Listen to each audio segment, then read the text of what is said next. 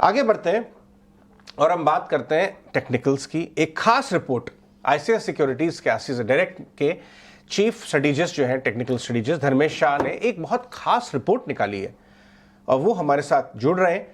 खास रिपोर्ट ऐसे समय में आपको धीरज देगी, आपको जो है अच्छा फील कराएगी, फील गुड कराएगी, क्योंकि धर्मेश बाबू का ये कहना है कि 21,500 का निफ्टी हो सकता है मार्च 2024, यानी 21,500 का, और इस दिवाली तक आपको 20,700, दिवाली 12 नवंबर की है प्रियंका, बहुत दूर नहीं है। बिल्कुल, अगस्त आधा खत्म हो गया, सितंबर, अक्टूबर, नवंबर, यानी 2-2.5 महीने में 20,700 की रैली उनको नजर आती है। धर्मेश बाबू हमारे साथ जुड़े हैं। धर्मेश, गुड मॉर्निंग, शुक्रिया 18 आवर्स स्वदेश पे। मुझे बताएं, ऐसे क्या लेवल्स आपको नजर आ रहे हैं, इतनी स्ट्रेंथ आपको दिख रही है कि इस डिक्लाइन में लेना चाहिए जो कंसोलिडेशन चल रहा है? Yes, good morning, Ajay. Thank you for highlighting our report show. Speaking out today. Yes, we remain to be positive on the market. हमें अच्छा लग रहा है मार्केट। स्ट्रक्चरल बुल मार्केट में है अजय, और हमारे रिपोर्ट में अगर आप देखेंगे तो हमने कंपेयर किया है जो ट्रेडिंग पैटर्न से सिमिलर टू 2014, 2017, जहाँ पे स्ट्रक्चरल बुल मार्केट में corrections are part and parcels of the life. हमें लग रहा है कि कहीं ना कहीं करेक्शंस जो आ रहे हैं अभी, पहले भी जब corrections inside the bull market आते थे तो 5 से 6% के आसपास के करेक्शंस होते थे और उसके बाद बाजार एक नई ऊंचाई को छू देता था। कहीं ना कहीं अभी क्या हुआ कि जब आप प्रीवियस ब्रेकआउट लेवल एक कंसोलिडेशन में हम चल रहे थे 16,800 से 19,800 का जो हमने ब्रेकआउट देखा, वो ब्रेकआउट का जब प्रीवियस ब्रेकआउट को रीटेस्ट करते हैं उसके बाद एक करेक्शन आते, तो इंटरमीडिएट करेक्शन 5 से 6% के रहते हैं। तो यहाँ से अगर मैं 19,900 से भी पकड़ता हूँ 5 से 6% का करेक्शन, तो कहीं ना कहीं 18,900, 18,800 के आसपास market can come. But looking at the history हमें लगता है कि डरना नहीं चाहिए। हमें लग रहा है हम स्ट्रक्चरल बुल मार्केट में, और इस स्ट्रक्चरल बुल मार्केट में we will see the target of 20,700 in Diwali coming, क्योंकि प्रीवियसली भी जब ये ऐसे जब तभी जब ब्रेकआउट लेवल को रिटेस्टिंग के बाद करेक्शन आते हैं, उसके बाद का जो मूव होता है काफी वायलेंट होता है, काफी शार्प होता है। तो यस, शॉर्ट टर्म की बात करें तो हो सकता है कि हम करेक्शन मोड में जा रहे हैं, जो अच्छा भी है, कहीं ना कहीं मार्केट को हेल्दी करेगा, क्योंकि हम काफी ओवरबॉट कंडीशंस में भी थे। तो ये एक करेक्शंस को एक बाइंग अपॉर्चुनिटी के हिसाब से देखना चाहिए, rather than too much focusing on the global news और क्या तो फिर डोमेस्टिक न्यूज। कहीं ना कहीं मार्केट काफी चीजों को फैक्टर इन करके maybe in the month of सितंबर we will see Nifty crossing और नियर द 19,900 to 20,000। ओके, ठीक है। तो आप ये बोल रहे हैं कि धर्मेश ये एक शैलो करेक्शन हो सकता है 5 से 7% का, यानी 20,000 से हम यहाँ पर लेकर चलें तो ये तो निफ्टी पर एक बात रही। बैंक निफ्टी को की चाल कैसे देख रहे हैं, क्योंकि हम बैंक्स में देख रहे हैं कहीं ना कहीं पिछले 2 क्वार्टर से ही थोड़ी से लगाज तो रहे हैं वो। बैंक निफ्टी में क्या बाइंग के मौके इस वक्त होने चाहिए या रुके वहां? देखिए प्रियंका जी, अगर आप बैंक निफ्टी 38% वेटेज है निफ्टी के, बिना बैंक निफ्टी आप जो टारगेट की बात कर रहे हैं वो अचीव होना difficult.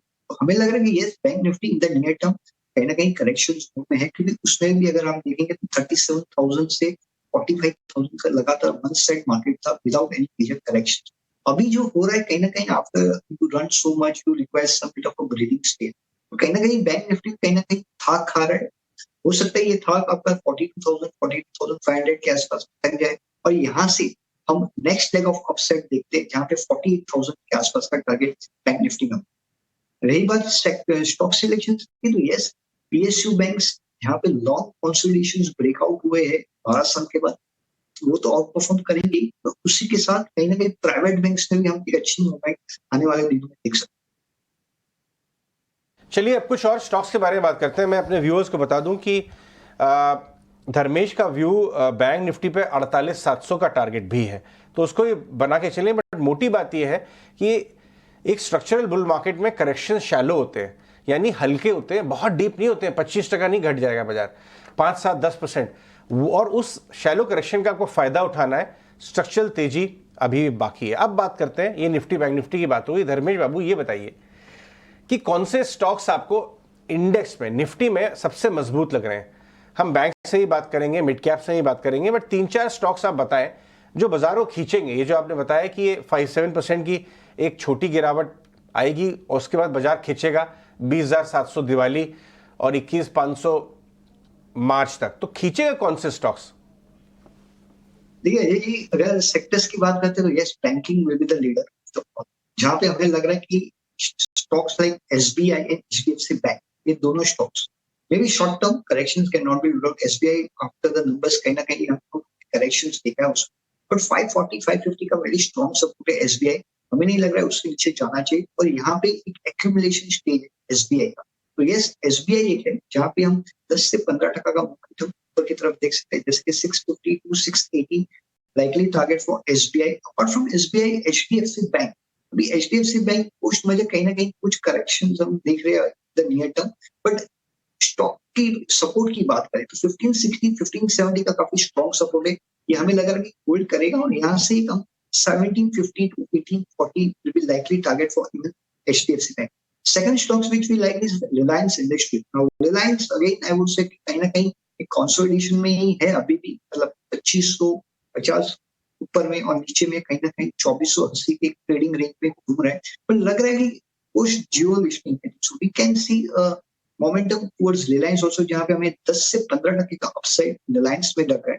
Third stock will be the IT, जहां पे हम एक कॉन्ट्रावेट ले लेंगे। आईटी क्यों हमें अच्छा लग रहा है, जैसे कि अभी अगर आप न्यूज फ्लो देखिए तो कोई भी चीज पॉजिटिव नहीं आ रही है आईटी के लिए, बट अगर आप हिस्टोरिकल चार्ट देखते हैं आईटी सेक्टर का, तो यहाँ पे एक चार बार ऐसा हुआ है जहां पे एक अच्छा करेक्शन आया है time wise and price wise. तो टाइम वाइज की बात करते हैं तो 6 से 7 क्वार्टर का लगातार फॉल रहता है, और प्राइस वाइज की बात करते तो 30 से 35% का करेक्शन होता है। और उसके बाद क्या होता है, उसके बाद हमेशा आईटी के सेक्टर इंडाइसेस ने न्यू हाई मारा है। करंट सिनेरियो में की बात करें, ऑलरेडी हम 6 क्वार्टर से आईटी सेक्टर में डाउन 34% हमने करेक्शन देख लिया है। Looking at the historical data, हमें लग रहा है कहीं ना कहीं यहाँ पे आईटी एक स्ट्रॉन्ग बेस फॉर्मेशन कर रहा है, और maybe in the coming days we will see a sharp spike in IT sector. तो कहीं ना कहीं टीसीएस है जहाँ पे relative outperformance clear cut दिख रहा है अमॉन्ग द सेक्टर, तो टीसीएस भी एक देख सकते हैं यहाँ से, जहाँ पे हम 3640 3700 के टारगेट के साथ टीसीएस भी देख सकते हैं। तो स्टेट बैंकिंग हो गया, रिलायंस हो गया, आईटी हो गया, और last but not the least is the फार्मास of the world. Pharma after 22 months of long consolidation एक हमने एक अच्छा ब्रेकआउट देखा है, और स्टॉक स्पेसिफिक एक अच्छी एक्शंस भी देखी। यहाँ पे हमें लग रहा है कि सन फार्मा, जहाँ पे हम 10 से 15% के आसपास का टारगेट देख सकते हैं। तो these are the stocks which will see a gradual up the coming days. ये स्पेसेस तो आपने अच्छा किया, हाईलाइट किया धर्मेश, लेकिन ये जिस तरह की इस वक्त आपको मूव मिड कैप और स्मॉल कैप में दिख रही है, लगातार हम 5-6 महीने से देखें ट्रेंड वहां पर फ्लोज का भी ज्यादा दिख रहा है, क्या मिड कैप में मोमेंटम बना रहेगा ब्रॉडर मार्केट में? तो प्रियंका अच्छा सवाल है, क्योंकि ऑलरेडी 18 वीक हो गए one side Nifty mid cap चला है विदाउट एनी मेजर करेक्शंस। अभी जो हो रहा है कहीं ना कहीं is something a correction which is a part and partial. तो हमने इस पे एक एनालिसिस किया है कि निफ्टी 100 वर्सेस निफ्टी 500 का एक रेशियो चार्ट। ये रेशियो चार्ट क्या इंडिकेट करता है कि जब जब रेशियो चार्ट में ब्रेकआउट आता है उसके बाद क्या होता है। तो उसके बाद जब निफ्टी 100 वर्सेस निफ्टी 500 में रेशियो चार्ट पे जब ब्रेकआउट आता है, तो post ratio chart we have seen that the rally continues over the couple of years, I would say not couple of weeks, मतलब कि कहीं ना कहीं 1-2 साल तक वो तेजी चलती है टू टॉप फॉर इवन 2009-10 और इवन 2014-15।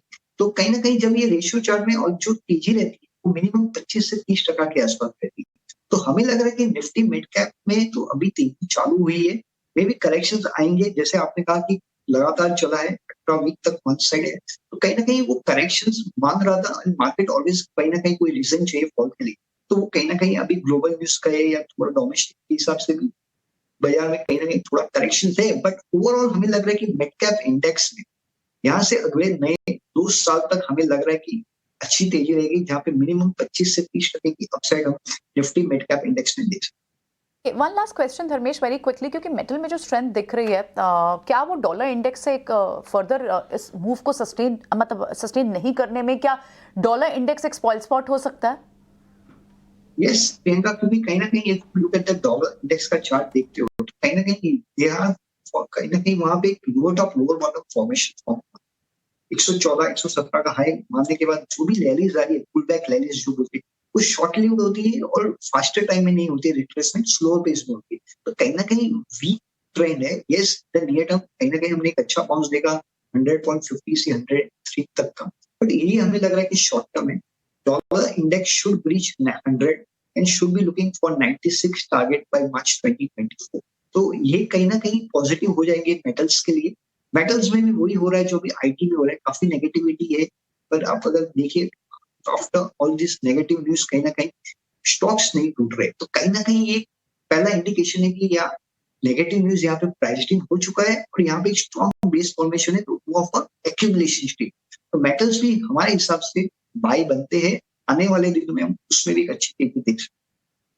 कंट्रा बाय आपका आईटी और मेटल्स पे बहुत ही शानदार व्यू है। ये काफ़ी डिफरेंशिएटेड रिपोर्ट हमारे लिए धर्मेश लेके आए हैं, क्योंकि अगर सेकेंड हाफ से इनफैक्ट अर्ली नेक्स्ट ईयर में अगर रेट कट शुरू हो गए तो वन साइडेड ट्रेड आपको आईटी में और मेटल मिलेगा, क्योंकि ग्लोबल सेक्टर सबसे ज़्यादा यही दो हैं और जहाँ पे नेगेटिविटी काफ़ी है। अगर आप देखिए किसी को आईटी दीजिए, आईटी का कोई स्टॉक बाय कॉल दीजिए, कोई लेने में इंटरेस्टेड ही नहीं है। मिड कैप आईटी में थोड़ा इंटरेस्ट आ गया।